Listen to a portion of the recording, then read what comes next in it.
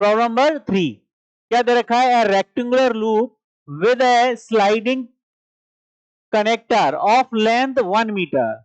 ये sliding connector है आपके पास, ये रखा है सर्किट, और ये आपको इसकी जो लेंथ दी गई है वो 1 मीटर है। कितना लेंथ है?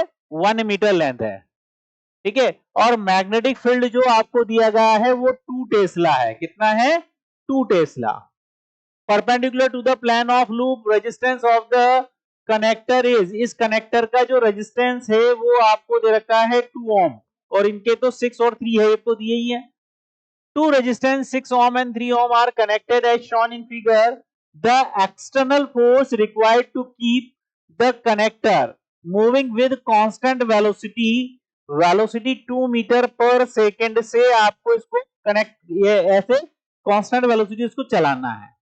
क्या दे रखा है? The external force required to keep the connector moving with constant, देखो क्या बोला गया है, इसको कांस्टेंट स्पीड 2 मीटर पर सेकंड से चलाना है, तो आपको रिक्वायर्ड फोर्स बताना है, एक्सटर्नल फोर्स क्या होगा। देखो कांस्टेंट वेलोसिटी से चलेगा, तो कांस्टेंट वेलोसिटी से चलेगा तो इसका मतलब आपके पास क्या हो रहा है, इसका एक्सेलरेशन 0 होना चाहिए, यानी नेट फोर्स 0 लगना चाहिए। नेट फोर्स 0 कब होगा? जब इसके अंदर जो इंडक्शन हो रहा होगा, इंडक्शन की वजह से यहां पर कुछ फोर्स लग रहा होगा, तो उसके बराबर ही अगर अपन क्या करें, कोई एक्सटर्नल फोर्स लगा दें, यानी जो इंड्यूस ईएमएफ की वजह से जो फोर्स लगेगा उतना ही फोर्स अगर अपन अपोजिट डायरेक्शन में लगा दें एक्सटर्नल, तो ये कांस्टेंट वेलोसिटी से चलता रहेगा। तो हम वो फाइंड कर लेते हैं।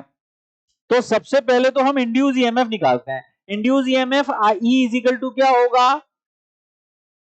क्या होगा आपके पास? एल लेंथ है, वी वेलोसिटी से, बी मैग्नेटिक फील्ड में चल रहा है, और ये परपेंडिकुलर है तीनों ही, ठीक है। तो क्या आ जाएगा? वीबीएल, ठीक है। वी आपके पास 2 है, बी आपके पास 2 है, और एल आपके पास 1 है, यानी E इज इक्वल टू कितना हो गया? 4 वोल्ट। अब इस इंड्यूस ईएमएफ की वजह से यहां पर करंट फ्लो हो रही होगी, तो करंट हम निकाले, तो करंट आपके पास क्या होगा? E upon R net, net resistance.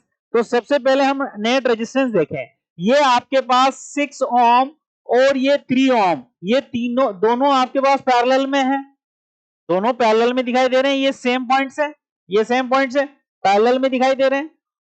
इस कनेक्टर को छोड़कर, अभी इस कनेक्टर को छोड़ रहे हैं, पहले इन दोनों को देख रहे हैं, सर्किट का रेजिस्टेंस दोनों पैरेलल हैं, तो दोनों पैरेलल हैं, तो हमारे पास जो आरपी आएगा 1/RP 1/6 प्लस 1/3, कितना हो जाएगा आपके पास? 2, यानी 3/6 2, यानी कि आरपी जो हो जाएगा वो आपके पास कितना हो जाएगा? 2 ओम। अब ये दोनों मिलकर 2 ओम हो गए, और ये 2 ओम इसका भी है, इसके साथ कनेक्ट करेंगे तो ये सीरीज में दिखाई देगा, तो जो आर नेट बनेगा वो आपके पास क्या आ जाएगा? आरपी प्लस आर, क्या आ जाएगा? 2 प्लस 2 यानी कि 4 ओम, यानी आर नेट 4 आ गया।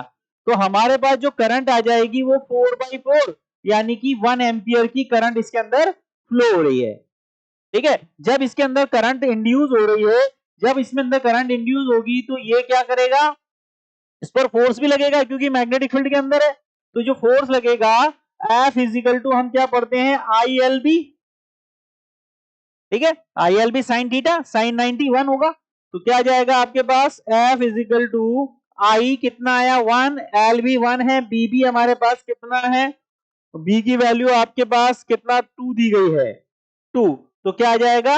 2 न्यूटन, यानी इंड्यूस ईएमएफ की वजह से 2 न्यूटन का फोर्स लगा रहा है, तो इतना ही एक्सटर्नल फोर्स हमें लगाना पड़ेगा, तो जो एक्सटर्नल फोर्स लगेगा वो भी कितना रहेगा? 2 न्यूटन, यानी कि ऑप्शन नंबर सी हमारे पास आ जाएगा। क्लियर है?